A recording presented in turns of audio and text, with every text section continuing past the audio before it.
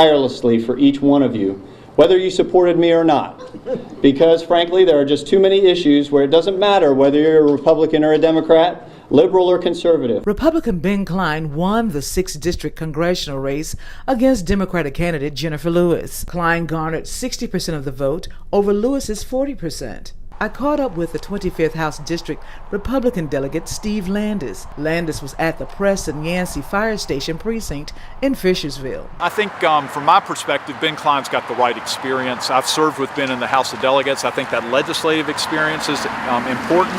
But Ben, just as I have had in the past, worked for Congressman Goodlatte. He was his chief of staff, so he knows Washington too. And my dad taught me a long time ago, he's no longer with us, but he said, if you're going to hire somebody, you want to look for someone that's got the experience and the right kind of experience. Landis says he traveled from precinct to precinct to encourage voters to choose Cline for the congressional seat. I am out here, and this is the 8th precinct I've been to in the district that I represent. Started in Rockingham, then went to Augusta, then went over to Albemarle, now back in Augusta. Just basically getting out and talking to voters and seeing, and just thanking them for coming out, because this is what our representative democracy is about. People have to come out and vote for their representatives, and it's great to see that it looks like the turnout is fairly significant, especially here in Augusta County. Landis is right. In fact, more than 65% of the registered voters at Augusta County's Preston Young precinct cast ballots, according to election officials.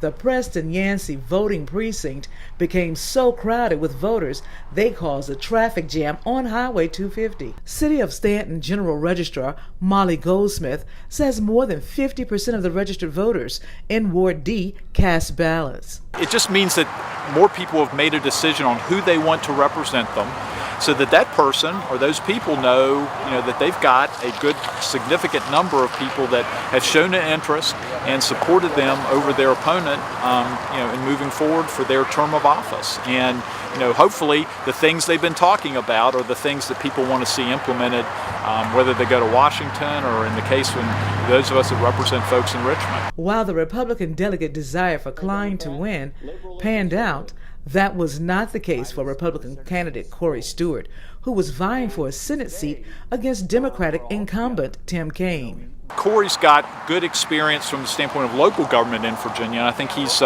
worked in Prince William County. It's a large county in Virginia, and I think that's important. But I also think that although I like Tim Kaine personally, I think people need to ask, what has he done when he's been in the U.S. Senate for Virginia? And I don't think there's a lot in Tim's record that shows that he's done things that help Virginia. And the best example I can give is we've been trying to get the members of Congress in Virginia to do something about Interstate 81. The federal government needs to help with that issue. The state is going to look at that this session and try to do something, but probably best case scenario, we can come up with maybe $2 billion, but it's a $4 billion need that's we have out there related to 81, and I don't think Tim Kaine's or Mark Warner's done a lot, and we need them to do something, and I think that's another reason that maybe give Corey Stewart a shot, and I think he would move forward in trying to accomplish something related to that at least. Virginia sent a message with our polls closing first in the nation about American values and Virginia values. And all of you, I see these great friends from all over the Commonwealth, all over the country. There's a beautiful phrase in the letter of Paul to the Hebrews, I'm surrounded by a great cloud of witnesses. It's a great cloud of witnesses.